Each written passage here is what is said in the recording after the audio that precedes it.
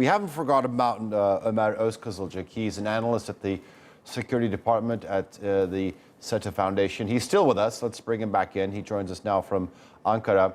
I know that you've been listening into our conversation with Hassan and sort of the amount of or disagreement that Turkey and the United States has, whether it's the PYD or the Fethullah Gülen terrorist organizations. My question to you is then are these two countries not as strategic partners as both countries say they are then?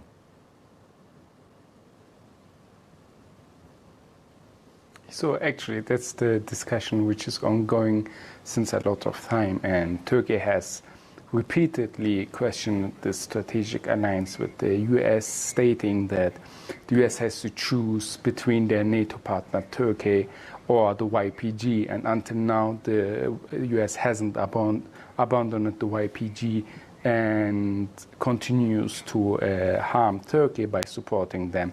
And also in the case of the Eastern Mediterranean, as Hassan said earlier, the US stance is clear, not on the side with Turkey, but on the other side. So we have here a lot of fraction and discussion, and also different ways of going between Turkey and the United States of America.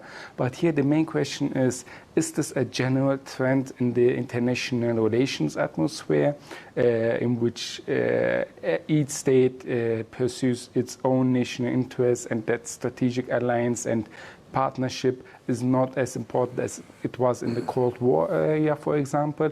Or is this something special for in the Turkish-American relations? And I think it's a mix of both. So we have on one side the changing nature of international relations in the recent years, but we also have some special topics which is harming the Turkish-American relations. And here I think it's quite important to understand the US system, in which lobbyist groups are a main political decision maker. Actually, they are influencing the political system, the Senate, even the administration. So the Obama administration was heavily influenced by some specific lobbyist groups as well. And we have the issue of the Fethullah coup attempt.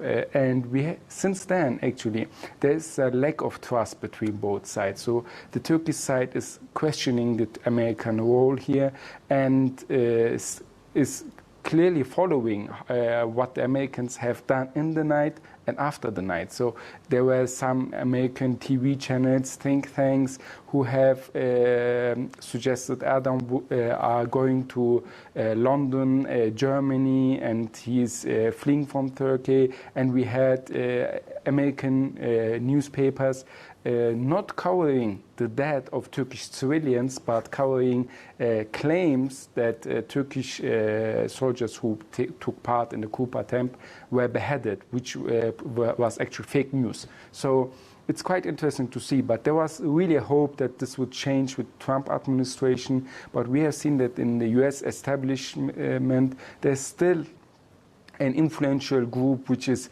harming Turkish-American relations. And on the ground, for example, in Syria, it's still CENTCOM who's acting. And as we know from the statements of Brett McGurk, who was the former special envoy of the US to the fight against Daesh, that his position is clearly anti-Turkish, and that he has obtained the propaganda and claims of the PKK. So he has not only interacted on military terms, but he has also interacted with the PKK on ideological terms, and he has accepted their arguments against Turkey.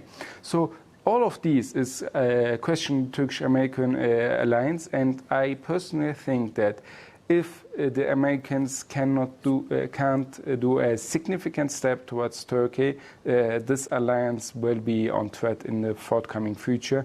And we have now the sanctions being discussed because of the S-400 purchase by Turkey. And I said it earlier, also for TRT World opinion section, that if the US sanctions Turkey, it might trigger a Turkish military operation in Syria, which will open a new escalation in the relations.